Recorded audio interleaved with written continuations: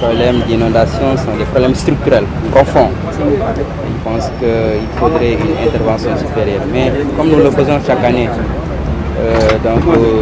des activités pré-hivernage, cette année aussi nous avons voulu reconduire donc, le même schéma. D'abord, le curage est important parce que l'année dernière, nous avons vu les résultats du curage. Nous avons voulu cette année-ci aussi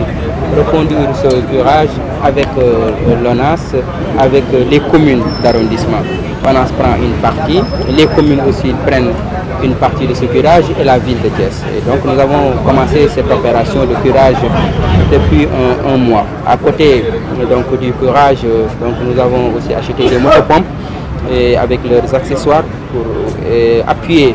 évidemment la brigade des sapeurs-pompiers, mais à côté des sapeurs-pompiers aussi, nous allons avoir une équipe mobile qui pourra être à côté des populations et pour aider les populations au moment donc, des inondations. Mais aussi nous avons voulu appuyer le service d'hygiène avec du matériel phytosanitaire donc, pour faire le saupoudrage. Vous avez vu tout à l'heure donc le chef de service louer ce matériel, c'est du bon matériel et donc nous avons acheté aussi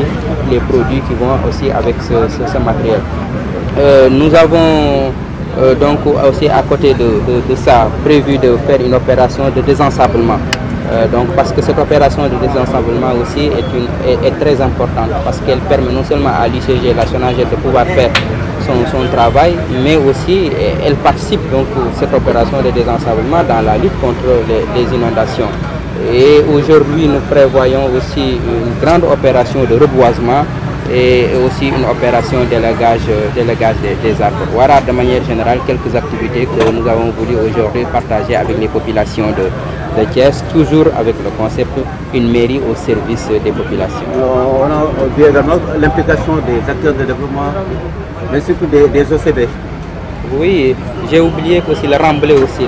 Le remblai aussi l'année dernière, j'insiste, a donné beaucoup de résultats dans certains quartiers populaires où les populations s'organisent pour lutter contre les inondations. C'est les populations qui connaissent bien leur milieu, qui connaissent bien aussi la voie de l'eau. Et souvent ils demandent du sable pour dévier. Et c'est une opération très efficace. Cette année-ci, nous avons fini de discuter avec le fournisseur, de stabiliser une feuille de route avec et tous les quartiers en tout cas qui vont manifester donc une demande. Donc la ville de Thiès sera à côté de ces quartiers-là. Là, donc un peu duré, mais je dois les recevoir tout à l'heure. Elles m'attendent, elles sont à l'intérieur. Je dois discuter avec eux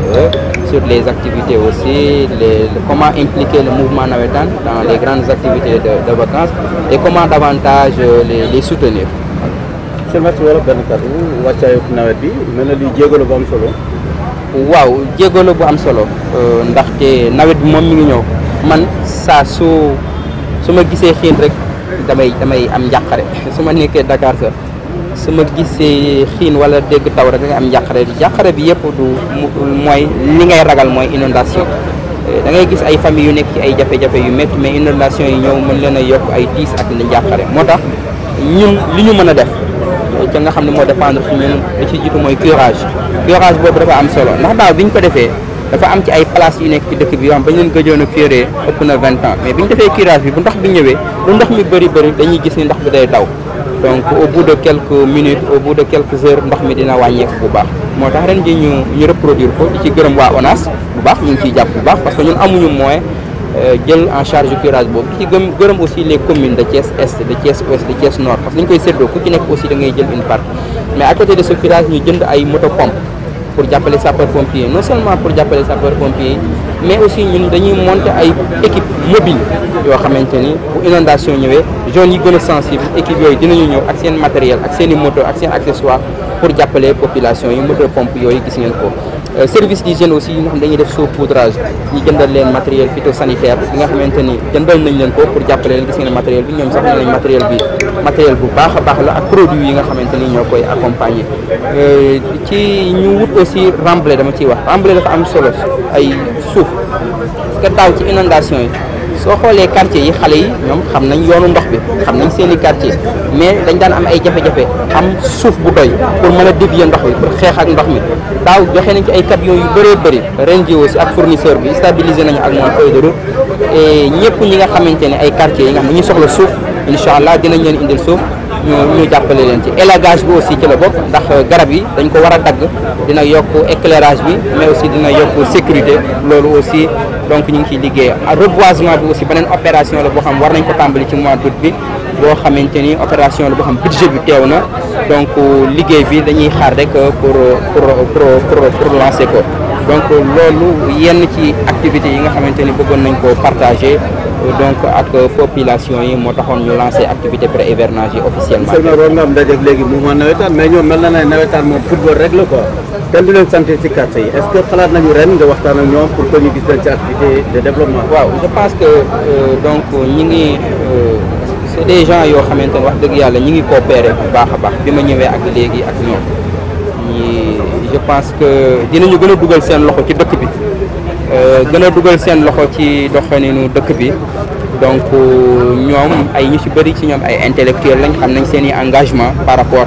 léeg-léeg peut-être am na yoo xamante ni nit ñi dañu leen a invité wul mais ñoom ñi may rencontré di waxtaan ak ñoom je sais que ni pare nañ pour gën a dugal seen loxo ci doxalinu dëkk bi. matériel bi ñaata la leen dikkee ci koppar. Ah oui, c'est beaucoup d'argent. Je pense que parce que du benn rubrique rek et je pense que ñi ngi ci boo boolee activité yëpp ak moto pompe yi ñu dëkk je pense que ni je parle sur la on est dans les 30 millions. oui ci sur la durée parce que du benn rubrique rek dañu boole yu bëri da ngay boole remblai di nga boole achat moto pompe yi ak curage beeg yëpp donc on est sur les 30 millions. Sous-brigade départementale d'hygiène de Thiès. Voilà, dites-nous, votre travail quotidien est salué, mais en période hivernale, c'est pas plus compliqué? Si, on peut dire que c'est un peu compliqué. Comme vous savez, en période hivernale, la plupart des maladies endémiques, comme le paludisme, la diarrhée, la dysenterie, les parasitoses, les plus redoutables pour nos populations, donc trouvent un terrain propice immédiat dans notre environnement. Car les conditions d'hygiène, de salubrité et d'assainissement n'y sont pas des meilleurs. Cependant, la sous-brigade départementale d'hygiène de Thiès, dont j'ai l'insigne honneur de diriger, compte dérouler une opération de saupoudrage pour réduire la densité des vecteurs, les moustiques vecteurs de la fièvre jaune et du paludisme. Mais aussi procéder aussi à des opérations de désinfection et de désinsectisation. Donc pour lutter contre les micro-organismes, les bactéries et les virus responsables des maladies diarrhéiques, mais aussi des infections cutanées. Donc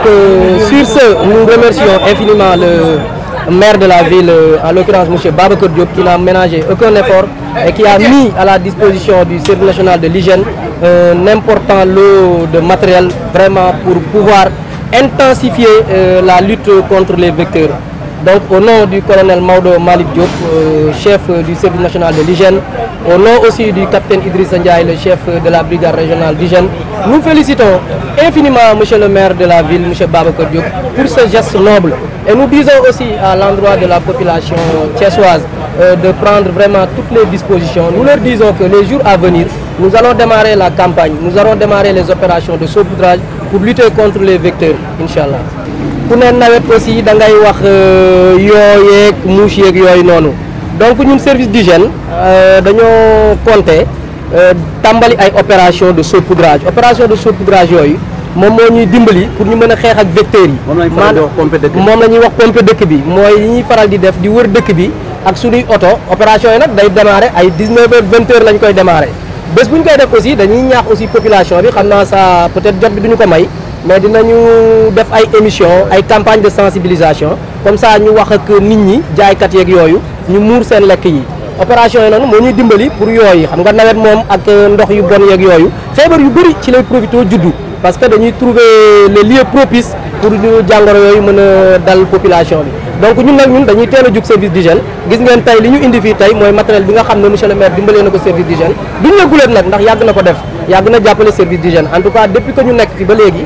même brigade bi boo xoolee daf ko réaménagé waat daf ko defaraat réhabilité waat ko jox ñu ay pavé dimbali ñu ci ciment dimbali ñu ci suuf moyen nag du doy état mi ñuy jox mais du doy donc moom dafa ñëw fekk suñu ci loolu xam na importance ak njëriñ bi nga xam ne service d'hygiène am na ko fii ci diwaanu Thiès. ban genre matériel ngeen jox. matériel bi ñu jox ay matériel pompe la ay matériel de désinfection ak ay matériel yoo xam ne pour saupoudrage bi la jox nañ ci aussi produit bi nga xam ne moom la ñuy utiliser pour mën a xeex jàngoro yi produit bi nga xam ne moom la ñuy utiliser pour mën a xeex aussi yooyu ak Thiès moom xam nga dëkku garab la aussi ak TSDRA yeeg yooyu gis nañ temps yi la demande elle est trop forte njugub yeeg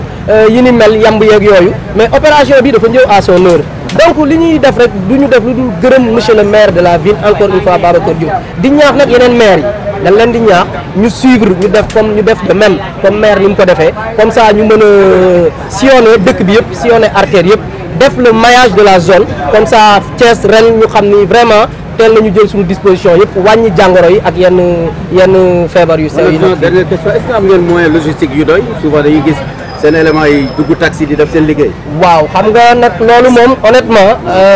amuñu moyen on n'a pas les moyens puisque